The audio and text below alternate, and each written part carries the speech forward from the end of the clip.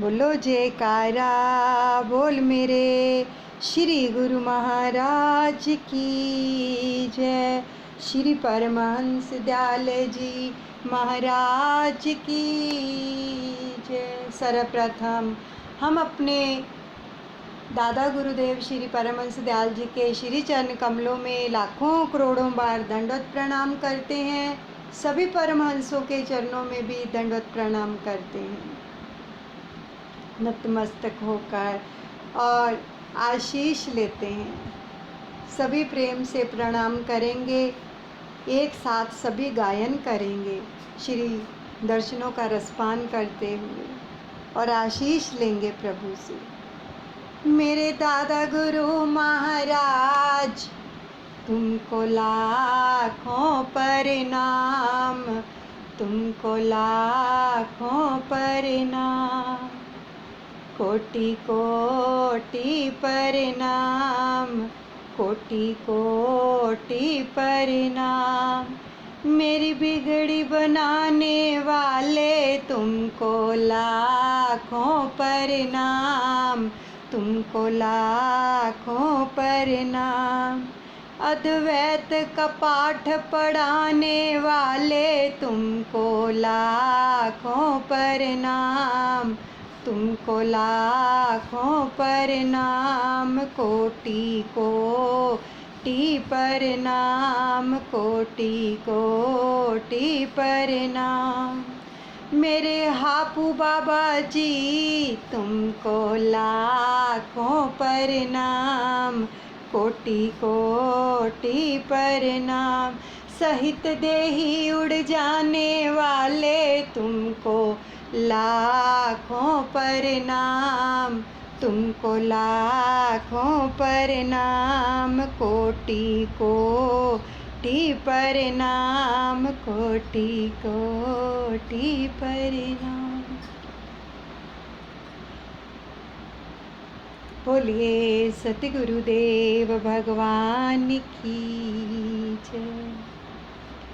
सामने सुंदर और प्यारे पंचम पातशाह सतगुरुदेव भगवान जी के सुंदर श्री दर्शनों का रसपान करते हुए, आशीर्वाद प्राप्त करते हुए आँखों से रसपान करें दीदार का, कानों से रसपान करेंगे श्री वचनों का और श्वासों के साथ शब्द का जाप निरंतर चलता रहे। एक सेकंड के लिए भी इसको रुकने नहीं देना। श्वास तो आ ही रहे हैं तो शब्द साथ साथ चलता रहे। तो आगे की लीला हम श्रवण करेंगे। आगे का जो प्रसंग आ रहा है वो है अकारण कृपा, कि कोई कारण नहीं होता, कारण ही कृपा कर देते हैं महापुरुष। जैसे इस समय हम सबके ऊपर कृपा बरस रही है, पता है आपको? इस समय 33 करोड़ देवी देवता, रिद्धियाँ सिद्धियाँ सभी हाथ बांधे प्रभु के श्री चरणार बिंदों में खड़ी हैं, क्योंकि कुल मालिक हैं और उनकी लीलाओं का गुणगान हो रहा है। तो देवी देवता भी श्रवण करने के लिए आते हैं। सुंदर सिंहासन पर प्रभु विराजमान हैं, आप सामने दर्शन कर सकते हैं। तो चलिए रसपान कीजिए। महापुरुषों की अगम महिमा का वर्णन करते हुए परम संत श्री कबीर साहिब जी वर्णन करते हैं।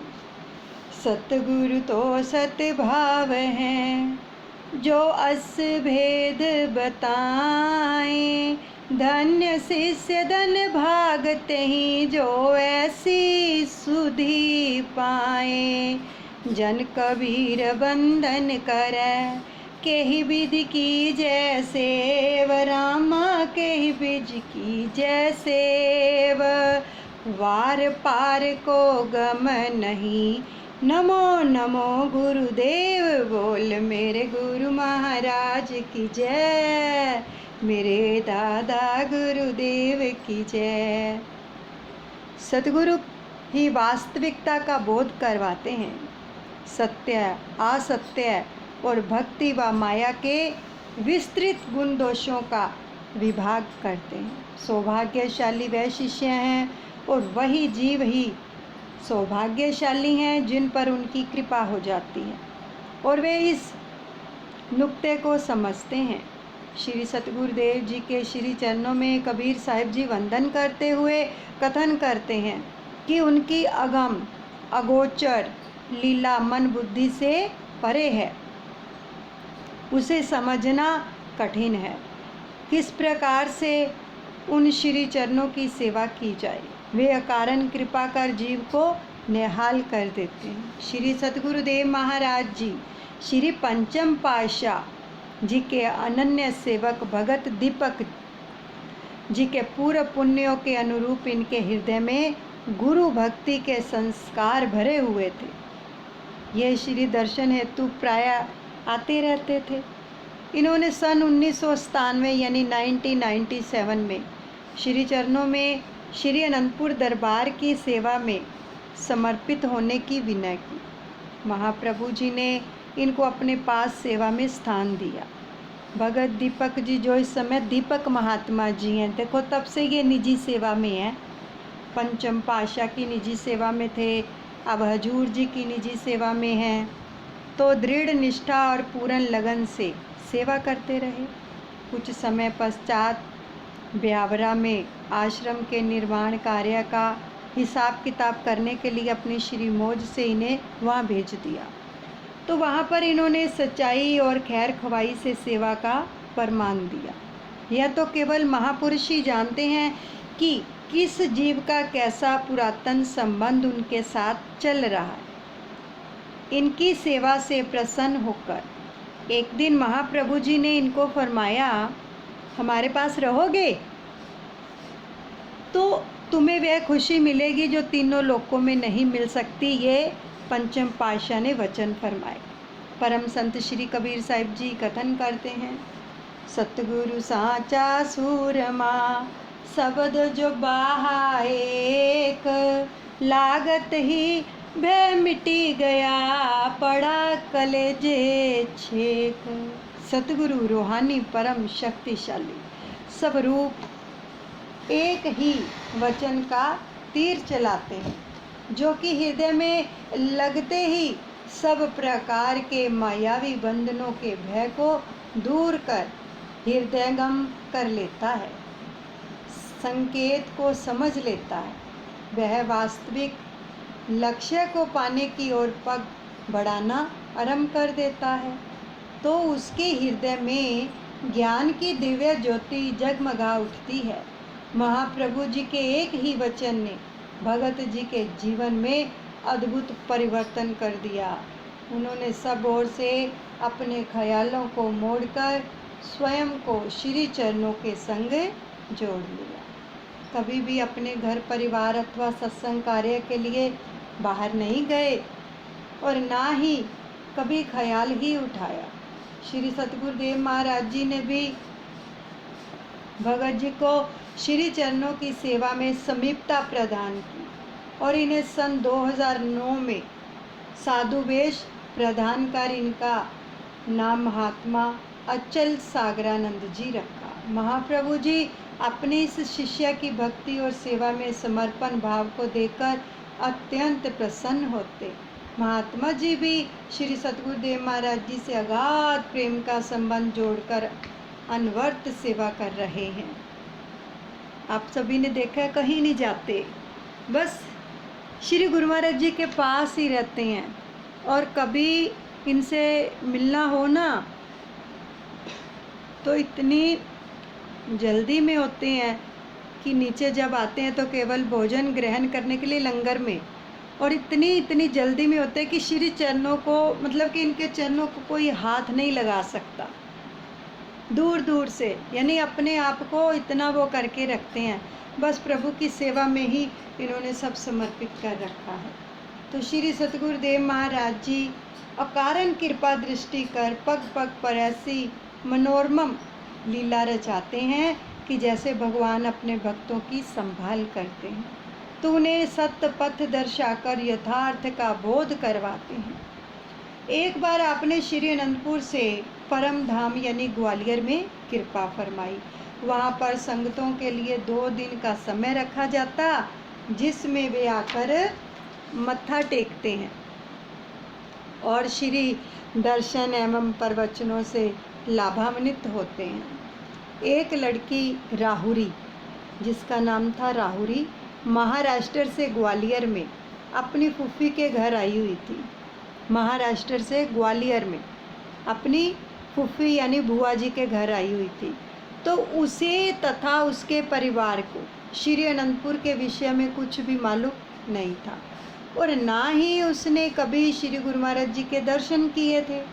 तो यह उसके लिए एक स्वर्णिम अवसर था कि जब वह अपनी फूफी के साथ परम धाम में श्री दर्शन के लिए गई तो वहाँ संगतों की बहुत भीड़ थी। उसकी फूफी यह सोचकर हैरान थी कि आज तक कभी उसके साथ श्री वचन नहीं हुए थे, लेकिन जो ही उसने आगे जाकर मत्था टेका तो श्री वचन हुए। महात्मा परम योगानंद जी, इस भक्तानी के साथ जो लड़की है उसको तो हमने कुछ देना है। देखो, ना तो वो कभी आई, ना उसको कुछ पता, बस अपनी फूफी के साथ आई और क्या वचन फरमा दिए प्रभु ने कि कुछ देना है। तो महात्मा जी ने समझा कि महाप्रभु अभी कोई विशेष उपहार या प्रसाद देने के लिए फरमा रहे हैं। तो उन्होंने विनय की कि उसे गुलदस्ता या कोई अन्य प्रसाद दे दें। तो श्री गुरु महाराज जी ने फरमाया, महात्मा जी, यह प्रसाद अभी नहीं देना है, कुछ समय पश्चात हमें इनके घर जाना होगा और वहीं इनका कोई पुराना हिसाब किताब चुकाकर सत्यपथ दर्शाना होगा। देखो, महापुरुषों को पता होता है ना हमारे पिछले जन्म के बारे में, अगले जन्म के बारे में, तो किस प्रकार से अकारण ही दया करते हैं। जो जीव कभी आया ही नहीं है उसके ऊपर कितनी कृपा हो रही है कि पुराना हिसाब किताब चुकाना है। देखो, तो भक्तानी ने विनय की, प्रभु यह तो मेरी भतीजी है और राहुरी से आई हुई है। राहुरी कोई शहर है, वहाँ से आई है। तो इनके घर में किसी को भी श्री अनंतपुर दरबार के बारे में जानकारी नहीं। श्री वचन हुए कि हम सब जानते हैं, समय आने पर तुम्हें पता चल जाएगा। महात्मा जी, इसके घर का पता नोट करो। उस लड़की के घर में आकर फूफी से कहा उस लड़की ने कि हमारे घर में तो सब सत्यनारायण जी की पूजा करते हैं, तो इन्हें तो कोई ना जानता है ना मानता है। क्योंकि वो भी सच्ची थी कि श्री गुरु महाराज जी के बारे में कह रही थी कि कोई भी नहीं जानता इनको और ना ही कोई मानता है। तो हम सत्यनारायण जी की पूजा करते हैं घर में सभी, तो फिर कैसे करेंगे। तो फिर क्या हुआ, हमारे परिवार वाले इन्हें भगवान रूप में स्वीकार नहीं करेंगे, उसने बोला, उस लड़की ने।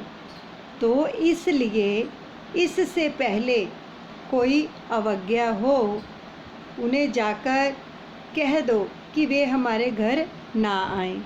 वो लड़की बोलती कि कोई निरादर करे इनका तो अच्छा नहीं लगेगा, तो इससे पहले आप बोल दो कि ना आए हमारे घर में। तो फूफी ने लड़की की घबराहट को दूर करने के लिए कहा, घबरा नहीं, महापुरुषों की हर कार्यवाही में जीव का कल्याण व हित समाया होता है। लगभग 2 वर्ष का समय जो था वो व्यतीत हो गया। तो श्री सतगुरुदेव दाता दयाल जी कार द्वारा श्री अनंतपुर से श्री प्रयागधाम की ओर जा रहे थे। तो साथ में 2 पिकअप में कुछ गुरमुखों को भी जाने का सौभाग्य मिला। येवला निज धाम से अहमदनगर के मार्ग में महाप्रभु जी ने एक स्थान की ओर संकेत करके पिकअप के ड्राइवर को फरमाया कि आप अभी यहाँ पर रुको, हम थोड़ी देर में आ रहे हैं। तो मई मास की कड़कती धूप, जैसे अब मई का महीना चल रहा है ना, मई का महीना था, तो उस कड़कती धूप मानो अंगारे बरसा रही थी।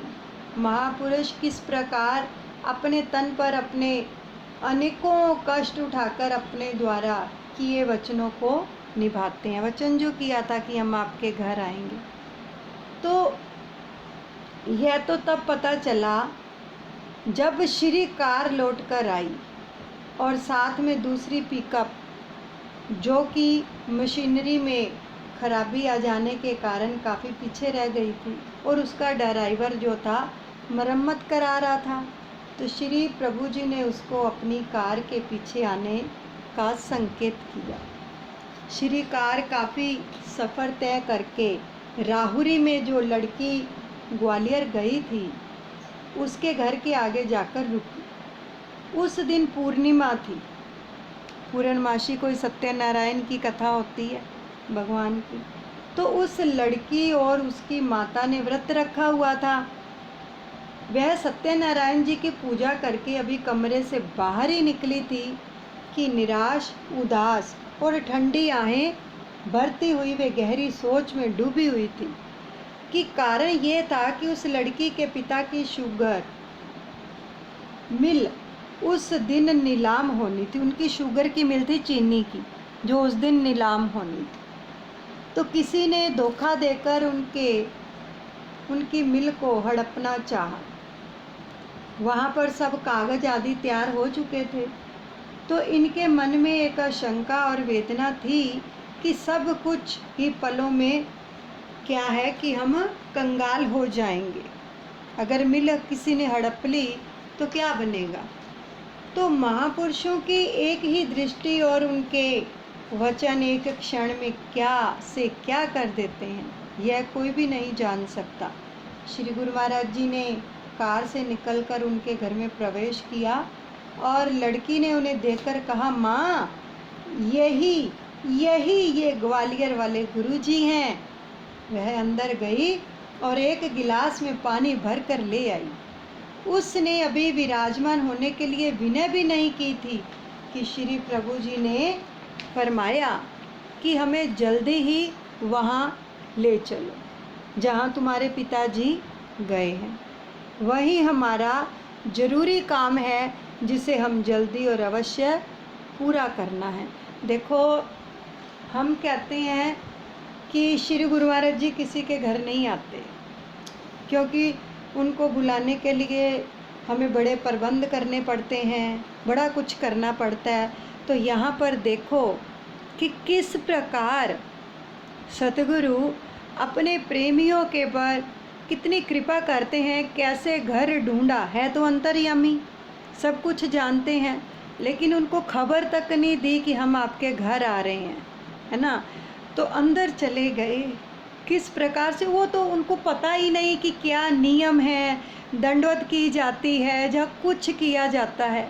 ऐसे प्रेमियों के ऊपर प्रभु अकारण ही दया करते हैं। कितने दयालु हैं। तो बिना कुछ कहे वह लड़की श्री प्रभु जी के साथ चल दी। उनके घर से वह मिल कुछ ही दूरी पर थी। जब श्री गुरु महाराज जी उस मिल में पहुँचे तो उसके पिताजी कहने लगे, इन संतों को यहाँ क्यों ले आई है। अब हमारे पास इनको देने के लिए बचा ही क्या है। तो अभी हमें भी खाली हाथ ही यहाँ से लौटना है।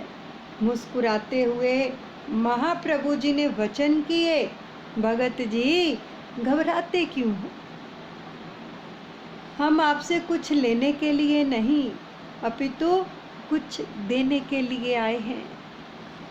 यह सब कुछ तुम्हारा ही तो है। मिल का मालिक खाली हाथ कैसे लौटेगा। असमंजस में उसका दिमाग इन रहस्य भरे वचनों को समझ ना सका। आपने उसके सब कागजों पर उसे दिखाया कि यह देखो कि तुमने स्वयं ही तो जितना उधार और कर्ज था उसे चुकाकर हस्ताक्षर किए हैं। उनके सिर पे कर्जा था।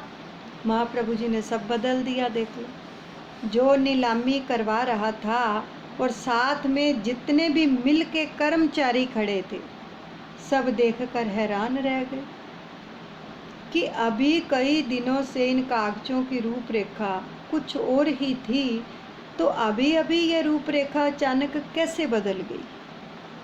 सभी कागज पत्र उलट पलट कर देखने पर भी कोई ऐसा एक कागज भी नहीं निकला कि जिस पर उसका कर्जा बकाया लिखा हो। उस लड़की का पिता भी मन ही मन आंखें बंद कर इस संपूर्ण रहस्य को समझने में असमर्थ था। उसके कानों में संतों के यह स्वर गूंज रहे थे कि तुम मिल के मालिक हो तो खाली हाथ कैसे लौटोगे। देखते ही देखते सब कागजों को क्रम से संभालते हुए सबने उसी को ही मालिक स्वीकार किया। श्री वचन हुए, हम जिस काम के लिए आए थे वह पूरा हो गया। सभी वहाँ पर दिव्य ज्योति और इस अलौकिक चमत्कार को देखकर स्तब्ध रह गए। तो वह लड़की अपने पिता के साथ उन कागजों को समेटकर प्रभु जी का धन्यवाद करने लगी। उसके पिताजी ने सब कर्मचारियों को प्रसन्नतापूर्वक कार्यभार संभालने का आदेश दिया और कहा कि हमारी अनुपस्थिति में भी पहले की तरह ही कार्यरत रहना। आप वहाँ से चलकर सीधा ही अपनी कार में आकर विराजमान हो गए। साथ में आई हुई पिकअप को भी साथ चलने का आदेश दिया। पुनः मार्ग में जो पिकअप खड़ी थी उसे भी साथ चलने की आज्ञा फरमाई। मार्ग में खड़ी हुई पिकअप में बैठे हुए प्रेमी जन आश्चर्यचकित थे कि श्री गुरु महाराज जी इतनी झुलसती गर्मी में 2 घंटे कहाँ गए थे। किस प्रेमी ने उन्हें इतना विवश किया था। जब सब अहमदनगर में पहुँचे तब दूसरी पिकअप के ड्राइवर ने बतलाया कि किस प्रकार श्री प्रभु जी राहुरी में एक घर को कृतार्थ करते हुए सुकोमल श्री चरणों से चलते हुए उनकी शुगर मिल में गए। महापुरुषों के इन गूढ़ रहस्यों को कौन जान सकता है। अब वह लड़की और उसका पिता जब प्रसन्न वदन अपने घर में आए तो परिवार वाले जो थे उनके खिले चेहरे देखकर हैरान हो गए। लड़की के पिता ने आकर पूछा, क्या आपने पूर्णिमा के उपलक्ष्य में पूजा पाठ कर लिया, खाना खा लिया है? यदि नहीं तो जल्दी करो, खाना खाओ, शुगर मिल हमारे पास ही है। लड़की ने गुरुजी ने मुझे भक्त जी कहा। लड़की के गुरुजी ने मुझे भगत जी कहा और जिस कार्य की मुझे आशा नहीं थी उस सब कार्य को पूर्ण करते हुए वे जल्दी से ही वहाँ से चले गए। भगत जी की बात को सुनकर एक पल को तो वो परिवार वाले भी हक्के बक्के रह गए। उन्हें अपने कानों पर विश्वास ही नहीं हो रहा था। भक्त्यानी कहने लगी, शेष वृत्तांत तो हम बाद में पूछेंगे, पहले आप भी खाना खा लो। उसने उत्तर दिया, अब बस आप खाना खाओ, मैं अपना आगे का प्रोग्राम जो है बतलाता हूँ। उसके मन में श्री गुरु महाराज जी के प्रति अतुलनीय श्रद्धा और विश्वास के दीप जग रहे थे, मानो उसके पूर्व जन्मों के संस्कारों ने पलटा खाया। मन ही मन सोचने लगा, अहो मैं उन महापुरुषों की दिव्य मुस्कान को भी ना समझा। उन्होंने आते ही मुझे भगत जी कहकर पुकारा और कितने बड़े भंवर में से एक पल में ही बाहर कर दिया। मैंने उस समय इतना बड़ा कार्य संपन्न होने पर भी उन्हें धन्यवाद का एक शब्द तक नहीं कहा। कहने लगा कि मैंने तो ये ठान लिया है कि जब तक तेजों में उन महापुरुषों से भेंट नहीं होगी तब तक खाना नहीं खाऊंगा। तो वह उसी समय अपनी लड़की को साथ लिए ग्वालियर की ओर चल दिया। वहाँ पहुंचकर अपने घर में हुए सारे वृत्तांत को अपनी बहन को बताकर उससे श्री प्रभु जी के दर्शन करवाने का अनुरोध किया। उसकी बहन ने कहा, उस समय तो श्री गुरु महाराज जी परम धाम में श्री दर्शन दे रहे थे, अब मुझे क्या मालूम कि उनका प्रोग्राम वहाँ पर है या नहीं। तो वह बहन को साथ लेकर परम धाम आश्रम में गया। परम धाम में जाकर उन्हें विदित हुआ कि श्री प्रभु जी ने अहमदनगर से होते हुए अब श्री प्रयागधाम की ओर प्रस्थान किया है। साथ में यह भी मालूम हुआ कि अहमदनगर राहुरी से केवल 1.5 घंटे का रास्ता है और अहमदनगर से श्री प्रयागधाम 2.5 घंटे का रास्ता है। आश्रम वालों ने कहा, यदि आप उसी समय वहाँ से उस तरफ चल देते तो शीघ्र ही श्री दर्शन हो जाते। इस समय तो श्री गुरु महाराज जी श्री प्रयागधाम में विराजमान है। 2.5 घंटे हो गए होंगे, तो तब तक तो प्रभु वहाँ प्रयागधाम में विराजमान हो गए जाकर। तो परमधाम में महात्मा जी ने उसे अहमदनगर आश्रम का पता देकर कहा कि वहाँ पहुंचकर श्री आज्ञा मंगवाना, फिर श्री प्रयागधाम जाना। उसके मन में यह दृढ़ संकल्प था कि उसने श्री प्रयागधाम पहुंचना है। इस हेतु पहले वह अहमदनगर आश्रम में पहुंचा और वहाँ से श्री प्रयागधाम का पता मालूम कर वहाँ पहुंच गया। इस प्रकार उसे मार्ग में ही 7 दिन लग गए। पहुँचते पहुँचते 2.5 घंटे का रास्ता, और कितने दिन लग गए? 7 दिन। वहाँ जाते ही विदित हुआ कि आज ही प्रातः श्री सद्गुरुदेव महाराज जी पंचगनी आनंद धाम के लिए प्रस्थान किया है और आज का दिन पूना आश्रम में ही विराजमान रहेंगे। तो यहाँ पर 3 दिन के बाद कृपा फरमाएंगे। उसके मन में विचारों का तूफान उमड़ रहा था कि हे भगवान, मैं तो इंसान हूँ, आपने अपना चमत्कार तो दिखा दिया, अब मेरे संकल्प को भी पूर्ण कर दो, मुझे दर्शन दो। पूना में पहुंचकर महाप्रभु जी ने 2 घंटे के बाद फरमाया, महात्मा जी, हमारा श्री प्रयागधाम में बहुत जरूरी काम है, इसलिए अभी अभी वहाँ चलो। इधर भगत की पुकार, उधर भगवान भक्तों का विरध संभालने के लिए श्री प्रयागधाम में पहुँच गए। मधुर मधुर हारन करती हुई कार बिना सूचना दिए जब श्री प्रयागधाम में पहुंची तो सब गुरुमुख प्रेमी भागते हुए अंदर सत्संग भवन की तरफ पहुंचे। श्री प्रभु जी को अचानक आया देखकर कोई तो कहे कमाल है और कोई कहे कि प्रभु जी की महिमा बेमिसाल है। श्री प्रभु जी दर्शन देने के लिए सत्संग भवन में विराजमान हुए। वहाँ राहुरी का परिवार भी सबके साथ वहाँ श्री दर्शन करने आया। श्री गुरु महाराज जी ने मुस्कुराते हुए आशीर्वाद देते हुए उस भगत को पास बुलाया और फरमाया, भगत जी, कभी हम तुम्हारे पीछे और कभी तुम हमारे पीछे। यहाँ पहुँचने की इतनी क्या जल्दी थी? हमें तुम्हारे लिए अपना पंचगनी का कार्यक्रम जो था वो स्थगित करना पड़ा। तो उसने विनय की, आप भगवान हैं, मैं इंसान हूँ, मैं इन गूढ़ भक्ति के विषयों को नहीं जानता। आपने मेरी अंतर आत्मा को में जो है वो जागृति भर दी। मैं सत्यनारायण भगवान की पूजा करता था, परंतु ऐसा विश्वास नहीं था कि कभी वे आकर मुझे दर्शन देंगे और मेरे सांसारिक कार्य के भंवर से मुझे उभारेंगे।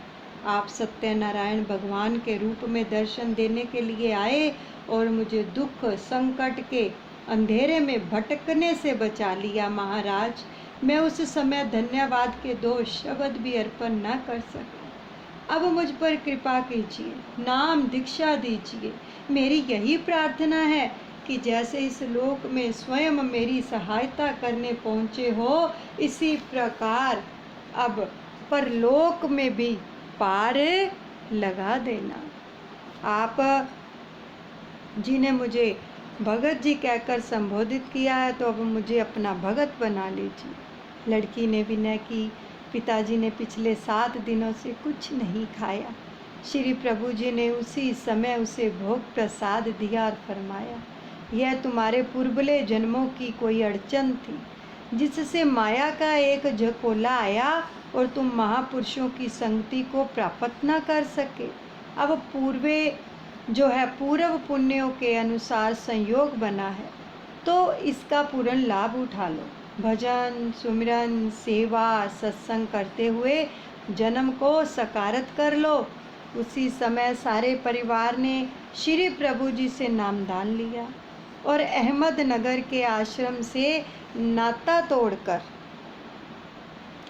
जोड़कर उनसे अपने घर में सत्संग करवाने लगे। जो अहमदनगर में आश्रम था, फिर उन्होंने वहाँ से संबंध किया कि हमारे घर में सत्संग करो, और वहाँ से वो आश्रम से फिर अपने घर में सत्संग करवाने लगे। तो महापुरुष दिन रात परमार्थ में जुटे रहकर किन किन रूहों का उद्धार करते हैं, यह जानना जीव बुद्धि से परे की बात है।